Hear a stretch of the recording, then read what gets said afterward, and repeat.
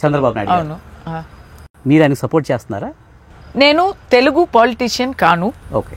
నాకు తెలుగు పాలిటిక్స్లో ఒక ఒపీనియన్ ఉంది కానీ పార్టీ స్టాన్స్ అని లేదు. ఓకే. ప్లీజ్ ఇది కట్ చేయకుండా చెప్పండి. Sure sure. నాకు ఒపీనియన్ ఉంది, ఒక స్ట్రాంగ్ ఒపీనియన్ ఉంది, కానీ ఒక పార్టీ తరపు అని ఏం లేదు. ఓకే.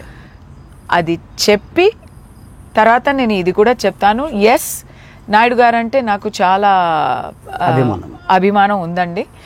దానికోసం నేను జగన్ గారి గురించి కమెంట్ చేయలేదు. ఓకే. ఓకే.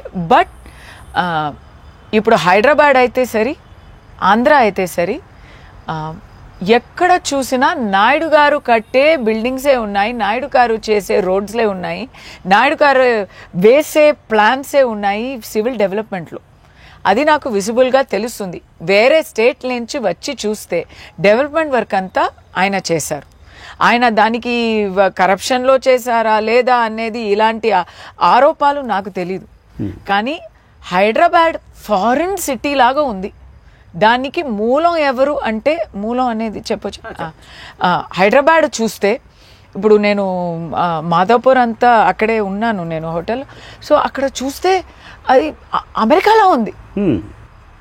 అండ్ అంటే అమెరికా ఏమో గొప్పది, మనం తక్కువ అనేది కాదు. బట్ డెవలప్మెంట్లో ఒక బిల్డింగ్ చూస్తే, ఒక హైవే చూస్తే, ఆ ఎయిర్పోర్ట్ టు సిటీ చూస్తే, airport to city okay highway. ఇది అంతా చూస్తే ఎస్ అండి, నాకు నాయుడు గారు అది అంతకి కారణం, స్టార్టింగ్ పాయింట్ నాయుడు గారే కదా. అది ఎవరైనా ఒప్పుకోవాల్సిందే. So yes, we all admire him for that long term plan. ఓడిపోతారు, నేను సీఎంగా ఉండను అని చెప్పి ఎందుకు చేయాలి అని చేయకపోలేదు. He planned for development of people, not for him to be in power. So adi yes, I admire him for that.